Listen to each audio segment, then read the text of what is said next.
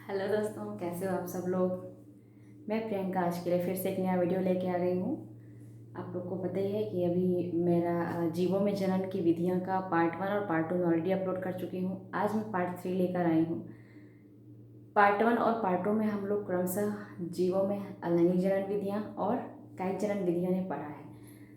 अलैंगिक जनन विधि में हम लोगों ने पढ़ा है कि ऐसी जनन विधियाँ जो अलैंगिक तरीके से, यानी पौधे के अदर भाग से किसी प्रोसेस द्वारा विधियाँ होती हैं। इसमें हम लोगों ने कई प्रकार की विधियाँ पढ़ी थी, जैसे विखंडन द्वारा, मुकुलन द्वारा, विभाजन द्वारा, खंडन द्वारा, कोनिडियोफोर द्वारा, बीजाणु द्वारा।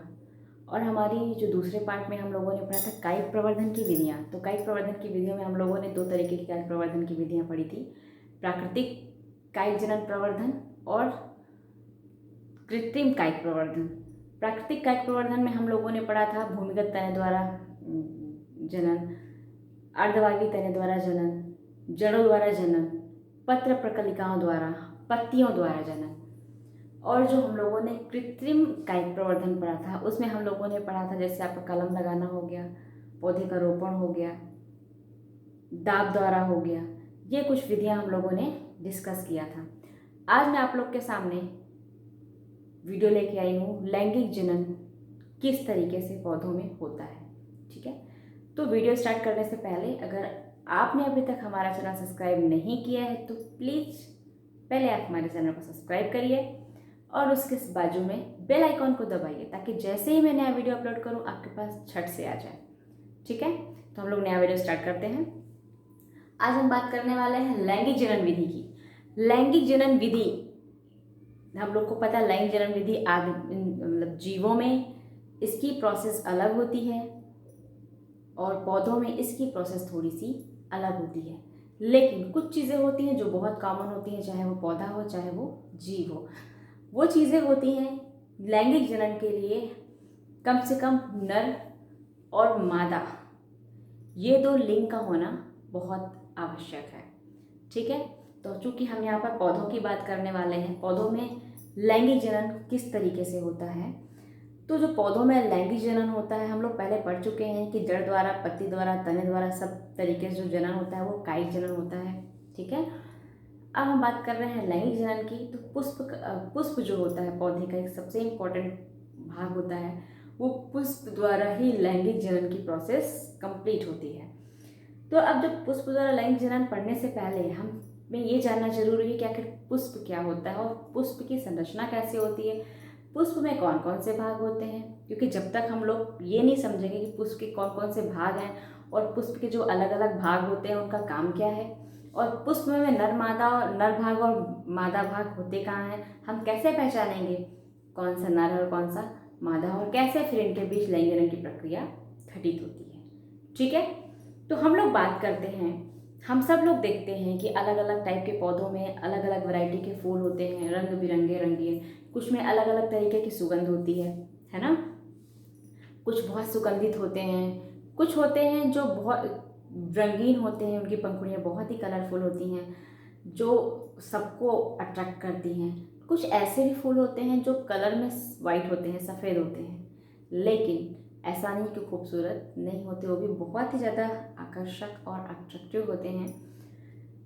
तो फूल रंग बिरंगे क्यों होते हैं, उनमें सुगंध होती है तो क्यों होती है, और होती है तो किस वजह से होती है, और उसका लैंगिक जनन में क्या रोल है, इन सब के बारे में आज हम पढ़ेंगे। तो सबसे पहले हम ये जानें कि पुष्प की संरचना होती कैसे है। ठीक है, तो जैसे हम लोग यहाँ पहले वीडियो देखते हैं। आप यहाँ पर देखिए, पहले हमने यहाँ पर डायग्राम ड्रॉ किया है। एक पुष्प में कौन कौन से भाग होते हैं, तो एक पुष्प में आप लोगों ने देखा होगा एक डंठल होती है, डंठल के ऊपर छोटा सा उभरा हुआ भाग होता है और उससे बहुत सारी चीज़ें निकली हुई होती है। इसको हम ऐसे एग्जाम्पल से समझ सकते हैं, जैसे मान लीजिए हमने यहाँ पर एक छोटा सा फूल लिया। ठीक है,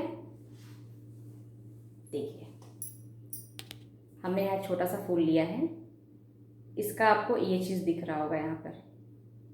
ठीक है, ये चीज़, ठीक, ये चीज़, ये जो है इसको हम कहते हैं पुष्प वृंत। पुष्पवृंत का मतलब होता है, वृंत मतलब टहनी, ऐसी टहनी जहाँ पर पुष्प लगा हुआ होता है, यानी जिस टहनी पर पुष्प खिलता है, ठीक है। इसको हम पैडिसिल भी कहते हैं, पुष्पवृंत या पैडिसिल। उसके ऊपर यहाँ पर ये थोड़ा सा उभरा हुआ भाग है, ठीक है। इस उभरा हुआ भाग को हम कहते हैं थैलेमस या पुष्पासन। पुष्पासन का मतलब ये होता है कि इसी आसन से पुष्प के अलग अलग भाग बाहर निकलते हैं, ठीक है। अब इतना समझ में आया। अब हम बात, ठीक है, यानी कि अगर हम बात करें पुष्प में नीचे से ऊपर की ओर, तो सबसे नीचे एक पुष्पवृंत होता है, उसके बाद पुष्पासन होता है, यानी पैडिसल एंड थैलेमस, बराबर। एंड अब हम बात करें अगर एक पुष्प की, तो फूल को हम देखते हैं इसमें बहुत सारी पंखुड़ियाँ होती हैं, इसके चारों तरफ हरे हरे भाग भी होते हैं, जो हमने आपको पता है बहुत सारे कलरफुल होते हैं, अलग अलग कलर में होते हैं। तो आप लोग यहाँ देखेंगे फूल में यहाँ पर जो चिपका हुआ है, मुझे बेसिकली अगर आप गुड़हल का फूल लेके इसकी स्टडी करते हैं तो आपके लिए बेहतर रहेगा, क्योंकि हमें यहाँ पर गुड़हल का फूल मिला तो है पर उसमें सिर्फ कलरफुल हिस्सा मिला है, नीचे का पैडिसिल, थैलेमस और भी जो चीज़ें हैं वो चीज़ नहीं अवेलेबल हो पाई हैं, सो उसके लिए आई एम सॉरी। तो हम बात करते हैं उस जहाँ थैलेमस से निकला हुआ होता है।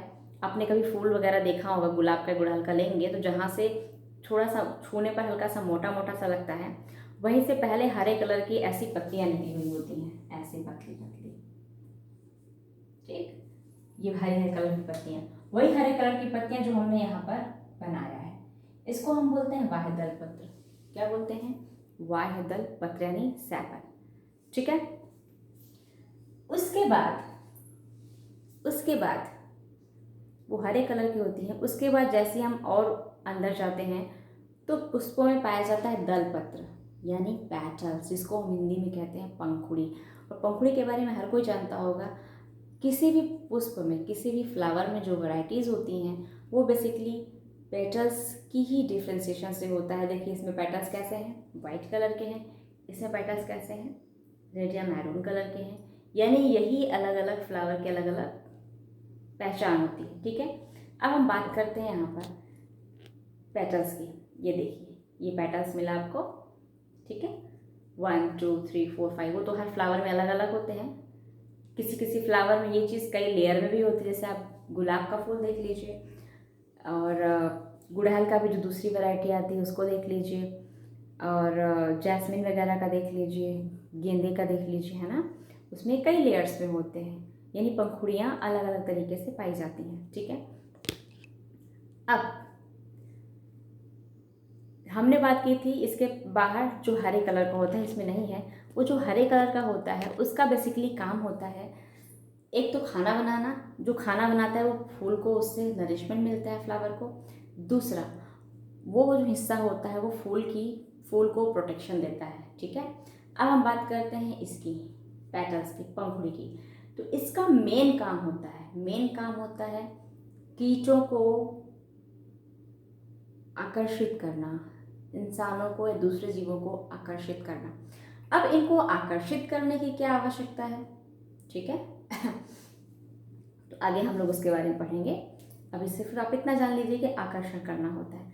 अब अगर हम इन पेटल्स को हटा दें, ठीक है,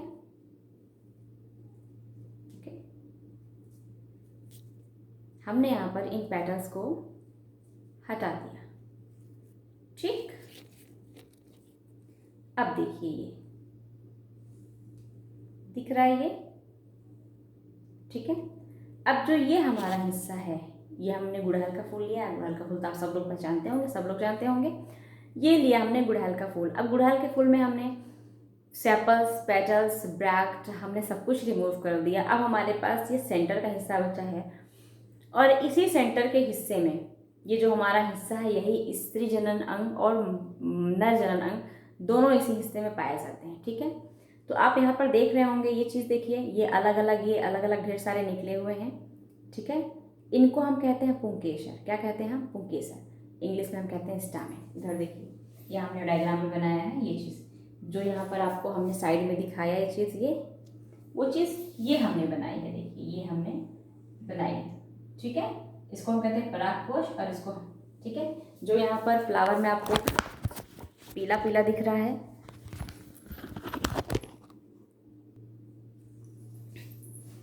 इसमें जो आपको ये पीला पीला दिख रहा है वो आपका परागकोश है, और इससे लगे हुए पतले पतले फिलामेंट हैं जो हमने यहाँ पे आपको डायग्राम में बताया है।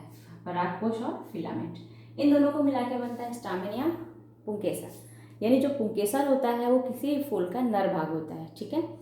और उसके अलावा अगर अब हम इन पुंकेसर्स को यहाँ से रिमूव कर दें, ठीक है, हमने इन पुंकेसर्स को यहाँ से रिमूव कर दिया, ओके, तो यहाँ पर आप देखेंगे किसी भी फूल के यहाँ स्टार्टिंग में, ये देखिए यहाँ पे स्टार्टिंग में फ्लावर के जनरली गेंदे वगैरह में काफ़ी बड़ा होता है वो, जिसको वाइट कलर का होता है, उसको हम बोलते हैं स्टिग्मा यानी वर्तिकाग्र, ये चीज़, ठीक है।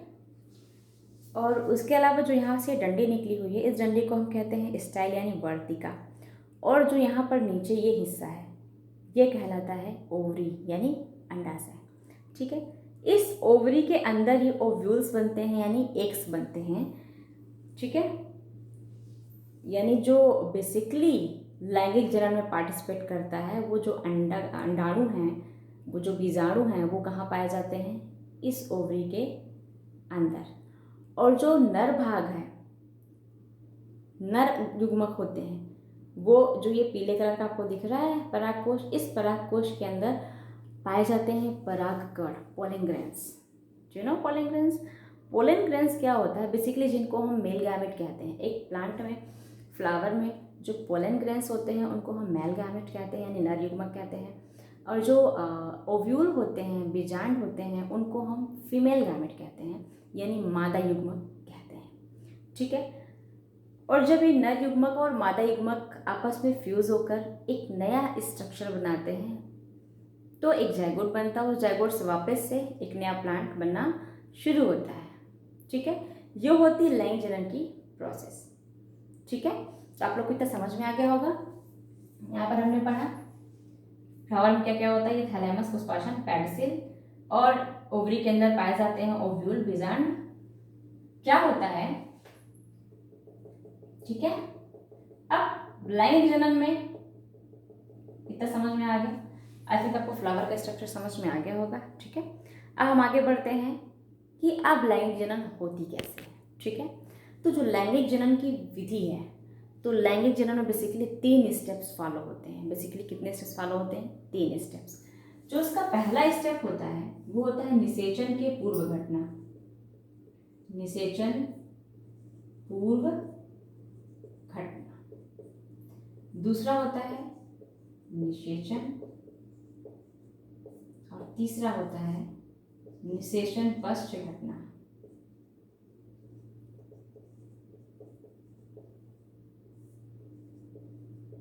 निषेचन पश्च घटना, ठीक है।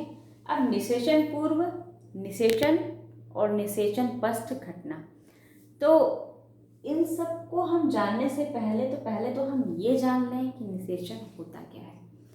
निषेचन लैंगिक जनन की एक सबसे महत्वपूर्ण प्रोसेस है, बहुत ही महत्वपूर्ण प्रक्रिया है। ये मान के चलिए कि बिना निषेचन लैंगिक जनन पॉसिबल नहीं है।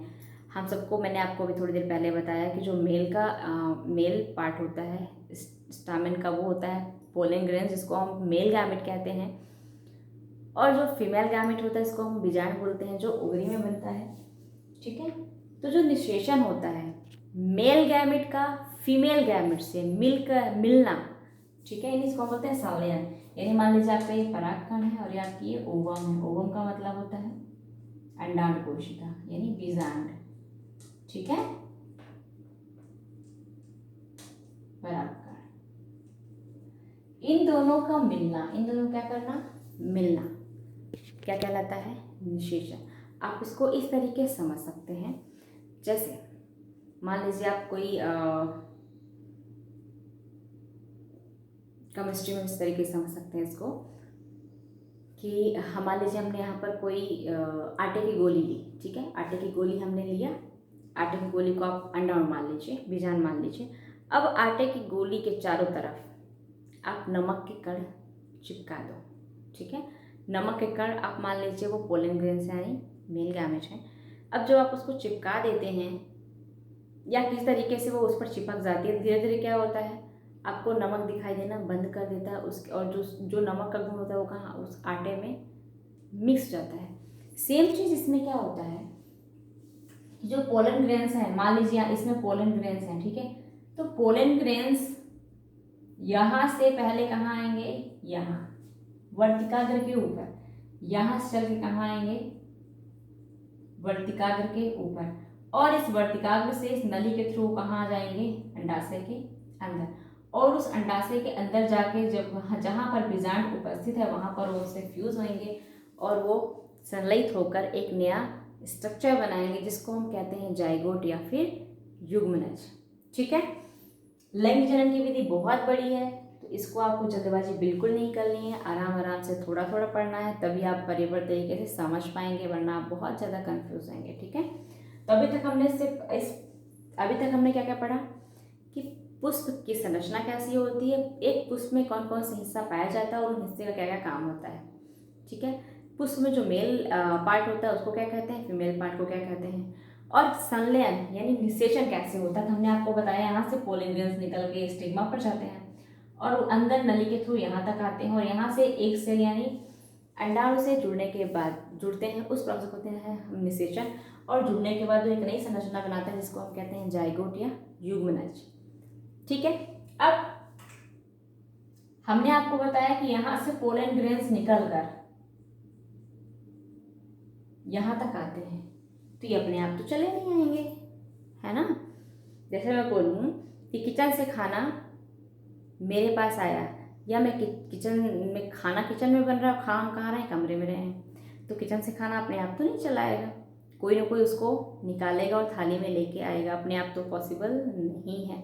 सेम चीज़ यहाँ से जो पोलन ग्रेन्स है वो यहाँ पर अपने आप नहीं आएंगे। ठीक है, तो पोलन ग्रेन्स का एंथर से यानी परागकोश से वर्तिकाग्र तक पहुंचाने के लिए बहुत सारे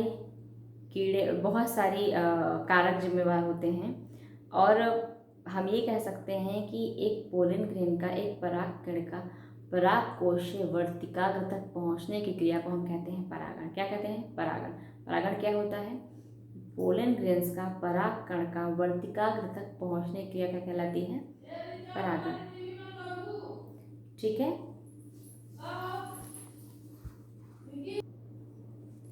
ठीक है, तो आज मैंने आपको जहाँ तक पढ़ाया आई थिंक आपको समझ में आ गया होगा। तो परागण क्या होता है मैंने आपको सिंपली समझा दिया, लेकिन अब आगे हम देखेंगे परागण किस किस तरीके से होता है, और सबसे इम्पोर्टेंट चीज़ जो हमने 3 घटनाएं पढ़ी हैं, निषेचन पूर्व घटना, निषेचन और निषेचन पश्चात घटना, इसके बारे में हम नेक्स्ट वीडियो में स्टडी करेंगे। सो प्लीज़ अब मैं आपसे विदा लेती हूँ। अगर आपको मेरा वीडियो पसंद आया हो तो प्लीज़ कमेंट बॉक्स में कमेंट करके ज़रूर बताएं, और मेरे वीडियो को लाइक करें और शेयर करें ताकि ज़्यादा लोगों को ये चीज़ पहुँचे। Thank you.